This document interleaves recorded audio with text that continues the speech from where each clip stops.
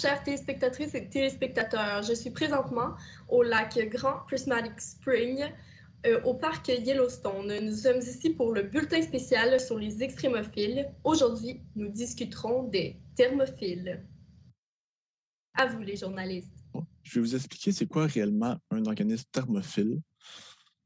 Donc, semblable aux hyperthermophiles, ces organismes sont capables de résister à des températures très élevées, allant jusqu'à 80 degrés Celsius, et dans le cas des hyperthermophiles, sont capables de résister à des températures de 110-115 degrés Celsius.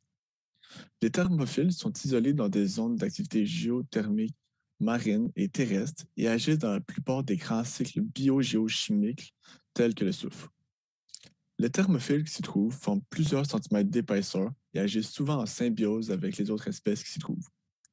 Les thermophiles sont aussi capables de synthétiser leur propre matière organique, telle que des glucides et des protéines, et ils font ceci à partir de des réactions d'oxydoréduction, faisant d'eux des organismes chimiolitho-autotrophes. Les thermophiles sont aussi à la base de leur chaîne trophique, faisant d'eux la production primaire de cet écosystème. En ce qui concerne les bactéries thermophiles, eux, ils vont posséder une bicouche lipidique qui va être riche en acides gras saturés. Ces acides gras vont être liés à un glycérol par une liaison ester. Donc ça va permettre une augmentation de la température de fusion sans avoir d'impact sur la stabilité de la membrane.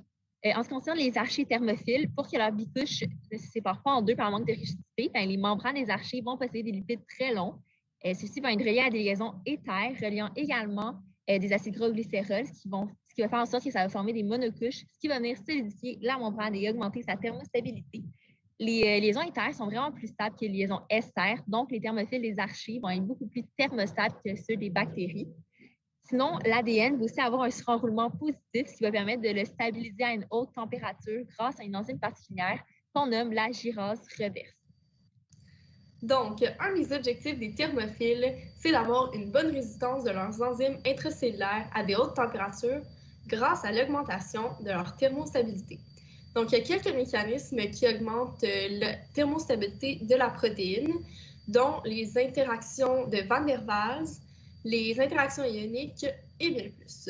Une autre adaptation, c'est le repliement de la protéine en une conformation plus rigide qui se maintient grâce à plusieurs interactions ioniques et à des modifications dans les acides aminés. Donc, ça va empêcher la dénaturation. Les protéines de choc thermique vont aussi permettre un meilleur repliement de la protéine. Et c'est important pour les thermophiles d'avoir des adaptations qui leur permettent de rigidifier leur membrane parce que l'élévation des températures va entraîner des fuites.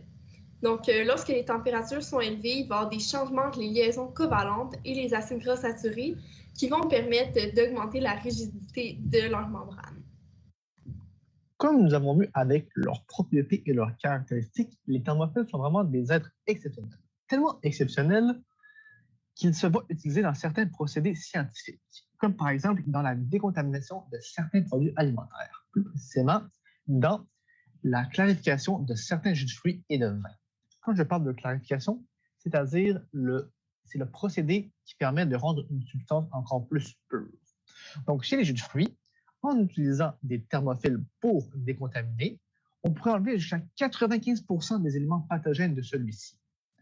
Concernant le vin, en clarifiant avec des thermophiles, il serait possible d'enlever les éléments insolubles qui sont en suspension dans celui-ci.